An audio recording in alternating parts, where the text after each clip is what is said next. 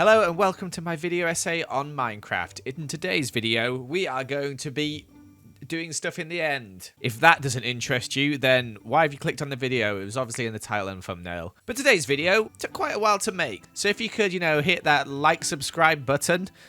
What did I just say? Then please do.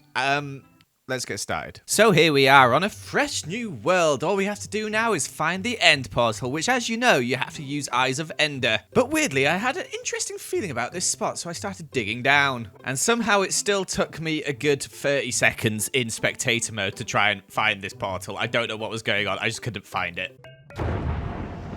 Ah, what a lovely sound, but what an ugly looking place. If only someone was going to do a video where they're going to try and improve it. Well, luckily I was up for the task. Firstly, though, we had to get rid of that pesky ender dragon, which turns out when you're in creative mode is actually quite easy. Yet somehow this still took me an embarrassingly long amount of time. I was trying to chase it hit with a sword, but that didn't work. I thought I'd try the bed method, and honestly, all I did really was make a mess. Also, the dragon flew off without me noticing. Eventually, though, we killed the stupid thing and we got to work fixing all the mess we'd made. And this is of course what we're left with. 10 ugly towers of different sizes, the dragon egg and portal back of course, and honestly some of the worst looking terrain in Minecraft. Like, what is this? Why is there just a line missing here? Why is there a singular block here? It's truly quite awful. Firstly, I went for a drastic change and turned it all to stone, and look how weird it looks. It looks really weird. In fact, it actually kind of looks like some sort of weird fish. I don't know why. As well as changing it to stone, I did a bit of terraforming using some world edit to make it just sort of more smoother and add less sort of sticky out bits, as well as all those little weird overhang parts as well. But it's still looking kind of weird, kind of funky. So I decided, you know what? This needs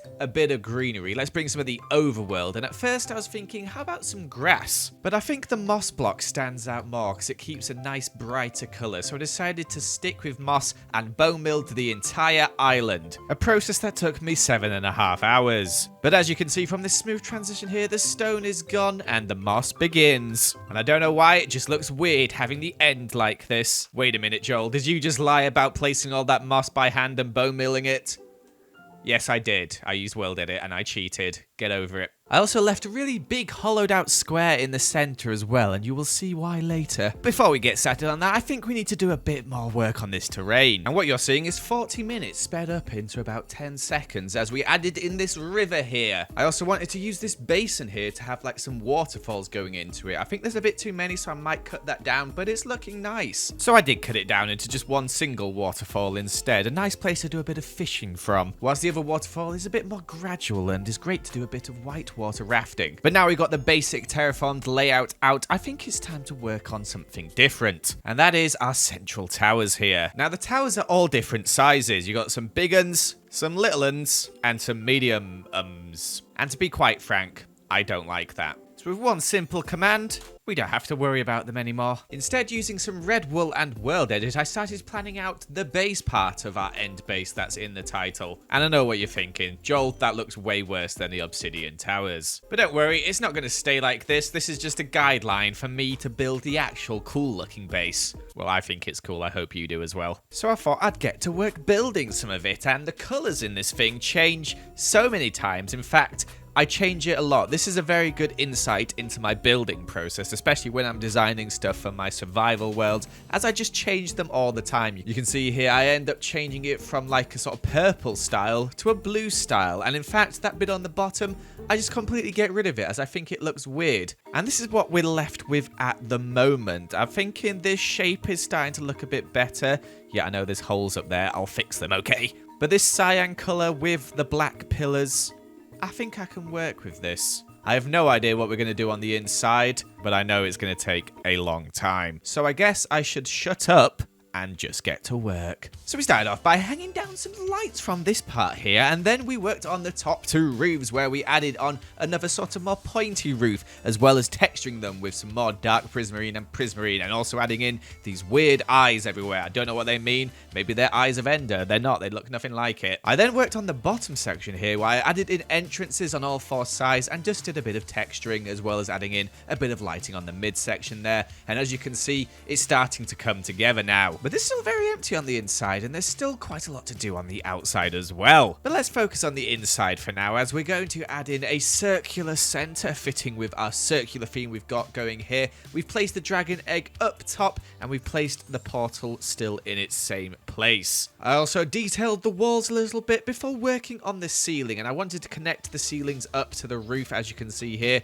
So I used some of the textures we were using outside, as well as adding up these pillars and also working on the top roof as well. And it's hard to get across the scale of this thing, but it is pretty massive in here, as you can see as we pan up to look towards the ceiling. And the ceiling is actually pretty cool, as it makes some really cool sort of effects as you go up it and also as you go down it. However, it does feel like there's something missing in the middle there. I have an idea, and that idea is to hang a massive chandelier from it. I made a chain out of netherite blocks, and then I added on this sort of copper chandelier with some candles on it. So now when you enter the base, it is a massive chandelier in the ceiling, and it's looking quite epic. And it's looking pretty good from the outside as well. And you know what? I think that's the building done for now. But don't worry, we've still got a lot to do, and we're going to start off by building a tree. A pretty big tree, in fact, a leaning tree. I don't know why I did it leaning, I just thought it looked quite cool. So I built this massive tree, made sure the leaves looked all cool and stuff,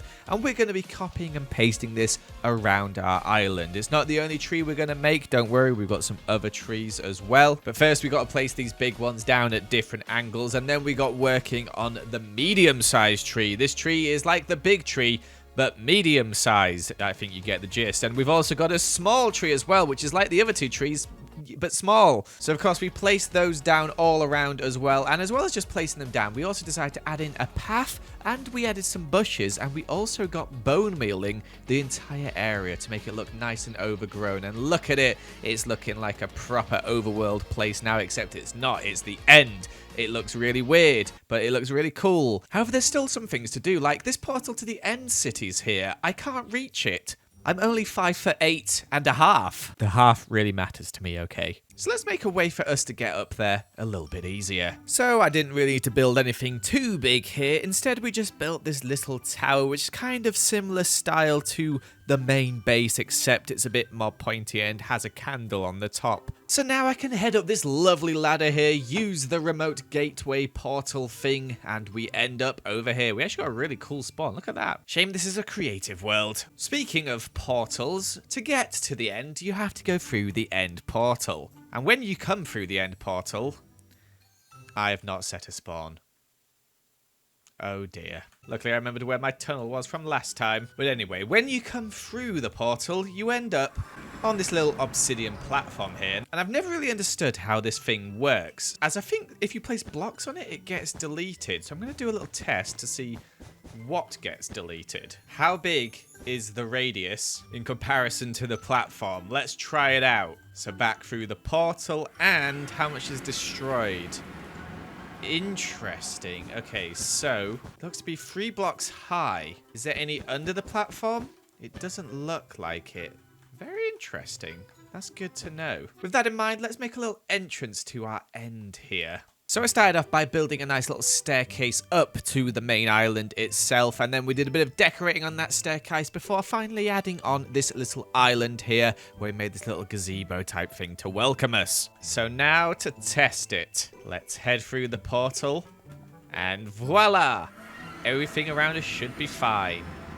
Yes. It's perfect. However, there is still some things I want to add to this island, as although it's looking pretty complete now, I feel like the sky just looks empty, especially with the black sky we have in the end. So let's see what we can add to it. Crystals, that's what we can add to it. So let's build some crystals. We got one big crystal, we got one real little crystal, and we got one sort of different shaped medium crystal. And of course we're going to spread these crystals all around the sky, sort of locating them close to the base in the center, and it makes a very magical effect. I also added on some little sort of colorful lily pads. But I know what you're thinking, Joel, what does this place look like with shaders? Well, turns out it actually doesn't look as good as it does without shaders. Look at this, it looks a bit dark and kind of weird, but without shaders, I love it. I think it's looking very pretty. But there's a couple more things I want to add. So in my head, I pictured me building an epic Chinese dragon. And it started out looking pretty alright.